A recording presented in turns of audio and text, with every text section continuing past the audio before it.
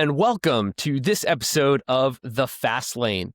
In this episode, we sit down with Chris Korfist and Dan Fichter and discuss how they lay out their training from a yearly to a daily perspective, but more importantly, the why behind these decisions. We'll even try to get into some profiling if there's time. Don't forget to go back and listen to our first episode where we got into Louis Simmons stories to proven methods and how principles, passion, and continuous learning shape great coaches and have a lasting impact on athletes. Chris and Dan, thanks for giving us a little bit more of your time this evening. Dan, big football win this past weekend for the boys. Tell us a little bit about it. It was awesome. It was against a team that is the standard around New York State in Class A, and our kids played hard. We were down 7-0 in the first half and weren't doing much at all.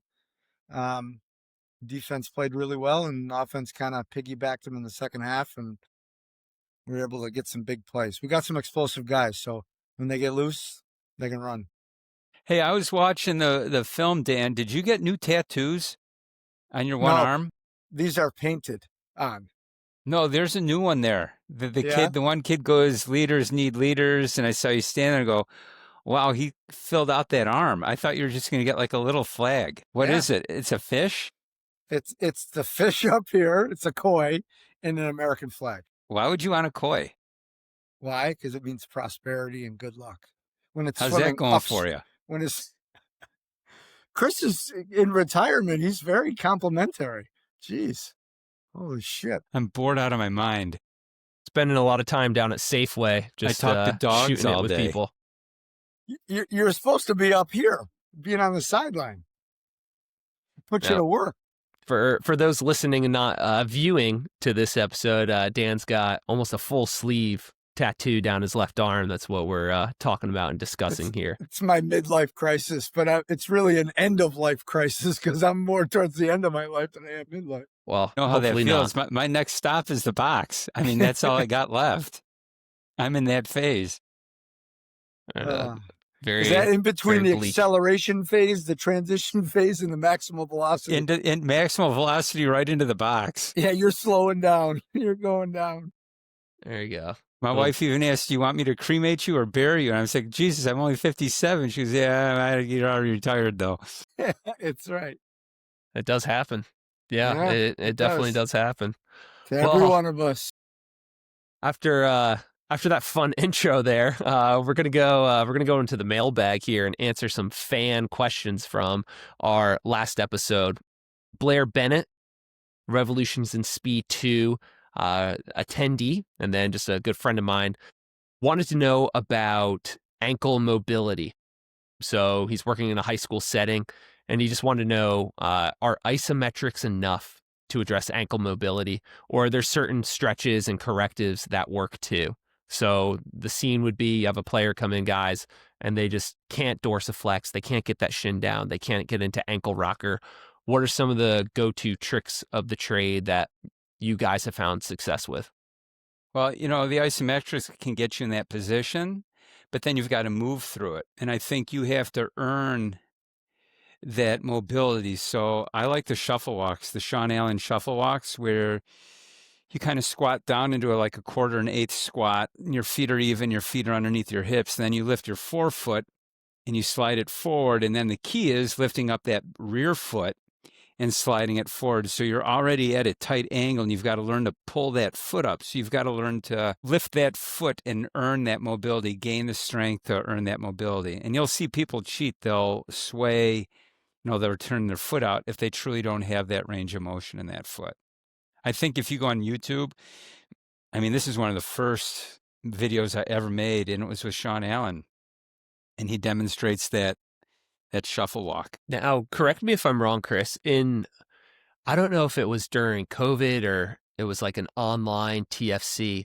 Did he update that shuffle walk? Is there like kind of, all right, after this step now, do this? Does that ring a bell to you? Yeah, there's a hip lift that goes with it. So you're kind of trying to tie in the entire chain. And then if you're toeing off going forward, are you squeezing that big toe into the ground as well? Just kind of well, it's hard to do because you're forced to do that in that rear foot. So you have no choice. Okay. Dan, how about you? Guy Yeah. comes in, bad ankle mobility. Well, what are kind of the go-tos? The first thing I'm looking at is the sole of his foot and his primitive reflexes in the bottom of his foot, trying to regain the sensitivity back there, or if it's oversensitive, trying to shut that down. I think that is the first contact and interface with the ground is the foot.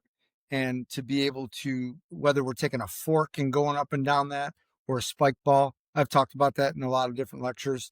So that's one thing. I love working on opposing joints in the wrist to get your ankles to loosen up. And then I always go through and clear any trigger points that you have in your calf to be able to, that might be locking that down from a fascia standpoint. And then I do think you need to focus on the big toe and all those isometrics. So it's a combination of a lot of different things that I think a lot of people leave out. The isometrics are always so good. But I do think sometimes we leave out the primitive reflex part of it and the opposing joint part of it. Do both of you find, if you're big into the feet and tickling here, that some of your best athletes, your fastest athletes, as you run a pen, a fork, a finger up the bottom of their foot, they don't have that like crazy reaction, ticklish reaction? It's kind of Yeah. like their bottom of their foot's just dead in a sense. Yeah. Okay. Always interesting. And then if somebody is doing this and they have let's just say a left ankle issue going on, would you expect the left foot to be more jumpy and ticklish than the right foot? Yes, sometimes, no other times. I mean, it depends on what part of your hemisphere of your brain you're working with. Are you working on the voluntary side or are we working on the reactive side, right? So sometimes somebody expects to be sensitive and they're not. And I'm telling them we need to wake it up a little bit more. Sometimes when it's too sensitive, you need to dull it out by getting on it a lot to make sure it's not as sensitive. So um, I don't think it matters as much as doing one foot at a time matters. Instead of doing both at the same time, let the brain discern what's going on by doing one at a time. Okay. All right. That's really good. I've only ever done both feet at the same time Yeah. just to, not waste time, so to speak, but Yeah. one But foot at a time. as you start to build your program, you'll start to realize, okay, my left ankle, this is more of a brain issue or this is more of a biomechanical issue, right? If you're doing both at the same time, you can't tell. You're just treating either a brain or a biomechanical issue. This summer, I had a player with kind of a little groin issue. He was laying down, and I don't hear language too much here at Liberty. I started scraping up his foot, and he just let out a "what the?" Yeah, he wasn't ready for that. All right, No. so Coach Robert Dunn writes in. This is kind of more for you, Dan. Could you just describe slightly total motion release and how you've adapted good sided exercises into your warm up a little bit? Yeah. Again, wherever I speak, I tell people Total Motion Release by Tom Delonzo Baker might be the best system out there in the entire world ever created because it's endless. And the more we learn about the brain, the more we realize that far away from where we are restricted or where we are in pain, you can get out of. So how do I use it? I use it every single day in our weight room. We'll start with a shoulder flexion, some type of torso rotation, and a right to left leg discrepancy, whether we're doing a single leg squat, we're doing some type of hip mobility. Um, we had a guy the other day with called me, and we fixed him online with a groin injury, and we just all I did was went the opposite way, and within 4 sets, gone. And if it's not gone, all you got to do is find a different side of the body that's not in balance and attack that. It doesn't have to be the groin, doesn't have to be the lower body, it could be the upper body. So, do I use it from a warm up? Yes. Do I use it every day in therapy? Yes. Do we use it with the football team? Every day. It's Okay. an everyday drill. Now, at TFC's regular track football consortiums, regular attendees are going to hear a bunch of different systems. All right, so your good-sided stuff, reflexive performance reset. Are there any times where you could stack too many of these neuromuscular fascial techniques on each other? Would they have a limiting effect on each other, or just throw everything in the kitchen sink at it and let the body respond? I think you're going to go with what works. So you start basic with the least invasive technique that you have and then build up from there. I mean, you don't want to instantly jump to the most extreme, crazy thing and start doing some kind of vision stuff for an ankle. I mean, you want to start the most basic and see what's working and then address that issue and build out from there. For me, it depends on when an athlete comes to me and they say, okay, I've had this ankle injury. I'm saying, how long have you been hurt for? Well, 3 weeks. Okay, what have you been doing? I've been doing this, this, this. Are you getting better? No. Okay, now we're not doing that. We're going to something else. So having a toolbox that's full of different avenues that you can go down, for me, the old standby has been RPR, right? So, and sometimes if that's not where it's leading me, then I'm going to use something else. But filling that toolbox up, yet not misusing it, is pretty important, because you do want to start basic. I agree with Chris there. Yeah, you just don't want to start throwing stuff in there that you want to try. Start basic and work your way out. And it's very individual. I got to It tell you is. that, like, it's crazy. Like, even the person who's doing the treatment, I can't tell you how many times in my therapy, at our Kairos place, where they've done RPR and the doc calls me into the office, it's not working. And I go up and do the exact same thing and it works. Right. So it's got a lot to do with the practitioner too, of how you talk to people, and I didn't believe that at first, but it matters. Yeah. There's a lot that goes into it. Let me kind of follow up with this. When I'm doing level 3 RPR and I'm on we're just going to call it the reset spot, and I'm on the dead muscle fiber, I could feel a zap. I could feel an energy coming into my fingers. It almost feels like I'm clicking a shock pen, like a prank pen you get from Spencer's Gifts. And if Those still exist? I've in my 30s, I haven't run across them, but Sons of Guns really got me in high school. So if My first Molly Hatchet poster there. oh, all right, attaboy. There we go.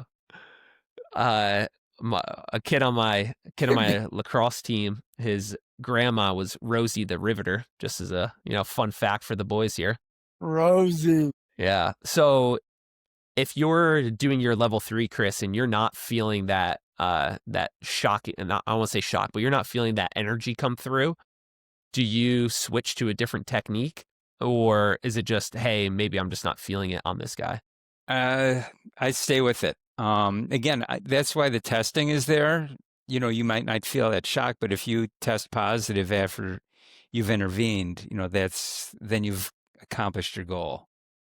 I'm not looking for magic every time. And so, Dan, now I was thinking of this the other day. You have total motion release. You have their techniques and everything. Do you think you could take some of Cal's banded exercises he does? Let's just say, hop on YouTube for the viewers, listeners here, and see all of Cal's different upper body banded techniques. If somebody was having a left leg issue, let's just say, yes, could you then program out different exercises with the right leg, with the right arm, and not only bring healing, but let's just call it a strengthening for that pattern as well? 100%. But it's so individual to the actual movement, right? So I've seen people come in with shoulder injuries where we're doing the opposite shoulder and it doesn't work, right? I mean, zero. I mean, it still kills.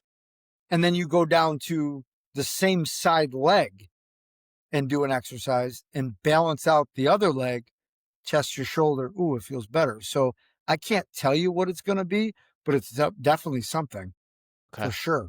Awesome. And then my prescription of repetitions is do it, check your site of pain. If it's better, do another set.